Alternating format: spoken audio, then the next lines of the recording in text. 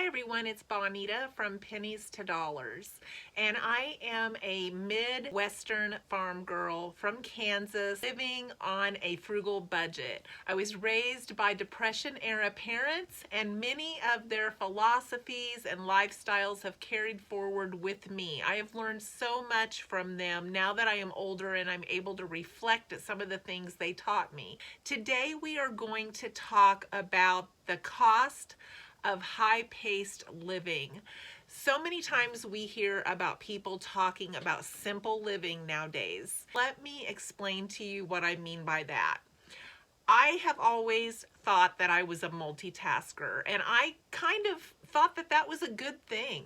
But now that I'm in my 50s, I realize that multitasking is not a good thing. We're going to talk today about how multitasking can be a very harmful way to try to get through your day, and how simple living can actually benefit us in so many ways, and we can get so much more done. So I hope you will join me, and I hope you will enjoy this content today. So multitasking can actually increase your stress. And if any of you live your days going from point A to point B to point C, you know that that doesn't really feel that good, does it? It always feels like you're in a rush. It always feels like you're hurrying to get to the next thing. And you always feel like you're behind because you have this huge list of things to do. Many times we make our list for the day just way too large. And we do this without even realizing it. So we have to make sure that that list for the day is not only reasonable, but it's also set up in time frames that we can actually accomplish those things without just rushing and increasing our stress. Multitasking can lead to depression, it can lead to anxiety, it can lead us to making bad, hasty decisions and actually causing more waste in our resources. If we're hurrying from here to here to here, we're not always thinking through all of the things in between. We're thinking about the next thing and the next few things that we have to be getting done. So if we can figure out how to slow down our days, we actually will make better decisions that will benefit us in the long run. Because multitasking causes distractions. If we're thinking 2 or 3 steps down the road, we're not actually thinking about what we're doing right now. That can cause us to burn ourselves when we're cooking. It can cause us to trip over things and fall down. And it's caused people to walk into traffic because they're so focused on what they need to do next that they forget what they're doing now.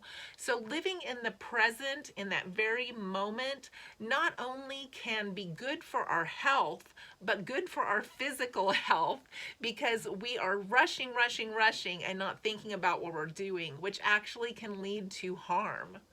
How many times have you burnt yourself because you're trying to hurry and get something out of the oven to get to the next thing that you need to do? Maybe supper's running late, and so you're rushing and then you end up burning yourself. This has happened to me so many times. And like I said, I'm just now in my 50s trying to learn to slow down and recognize these things. Multitasking can cause memory problems because we are always that 2 or 3 steps ahead. We're not focusing on what we're doing right now, which means some of the things we're doing right now we're not retaining and we're not able to remember later on. We get our brain going in that fast-paced world, and it just can't hold on to that much information at once, and things get jumbled together. So if we can slow down, it's actually good for our brain to be able to process what we're doing now, take it in, and cause memories to happen.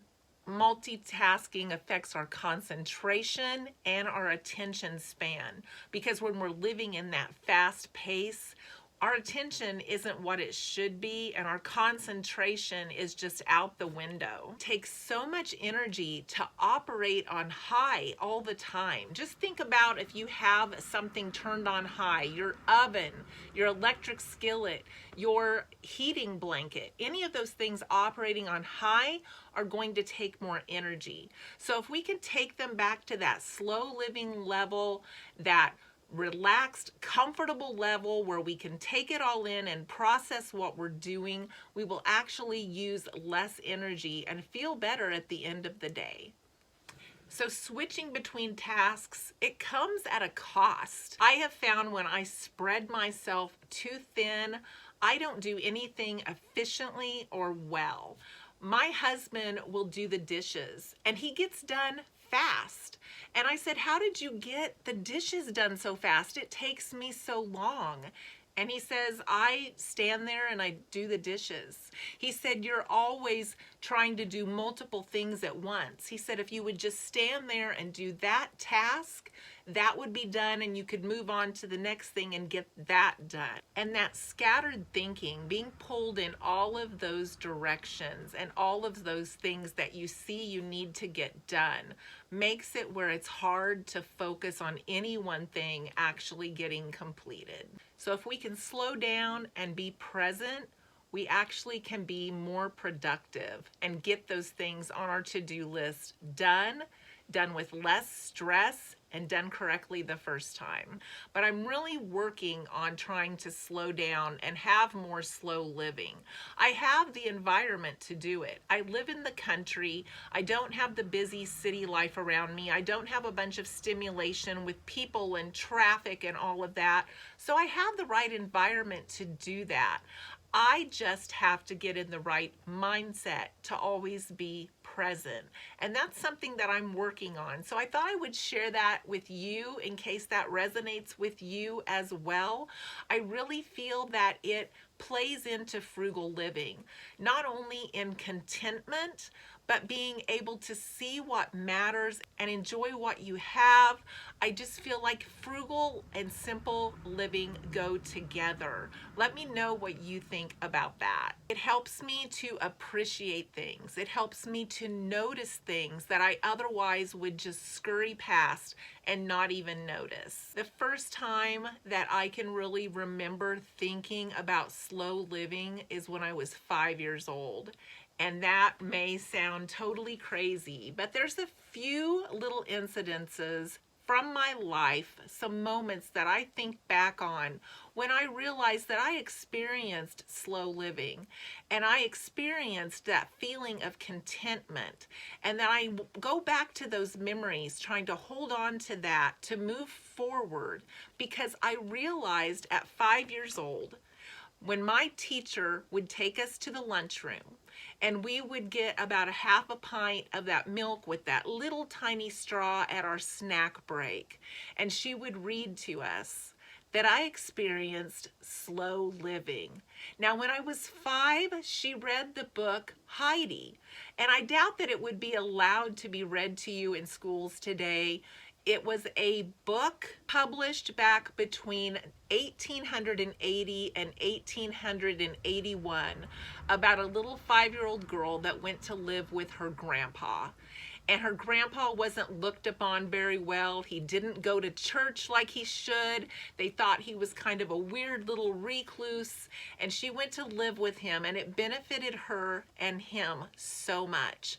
And as I listened to this book and I was young, I remember sipping through that tiny little straw and feeling the milk on my tongue and savoring the flavor, the creaminess. I remember being in that moment, just feeling that milk in my mouth before I swallowed it, and really appreciating the little taste of milk that I got in my mouth and how it felt going down my throat and passing into my stomach. This may sound crazy, but that memory has stuck with me my entire life. And sometimes when I hurry and I rush around, I take myself back to that lunchroom with that tiny little milk and that tiny little straw, listening to Heidi and thinking, I wish I could go back to that moment. And then I think I can do that anytime I want to. Life doesn't have to be this busy. Life can be what we make it. We can slow down. We can appreciate those little things. We can savor that milk going into our mouth and feel that flavor and that creaminess before we swallow. We just have to make the decision to do it. So I hope that this video has been inspiring to you to maybe slow down a little bit in your daily life, appreciate the day-to-day things, and be able to make your day go more smooth, more efficient, and less stressful by just single tasking instead of multitasking. If this has brought any value to you, please give me a thumbs up and subscribe. I would love to have you here with us for discussions on frugality and simple living and country living, all of those things that go into making our lives so enjoyable. You have a great day, and I hope to see you in the next video.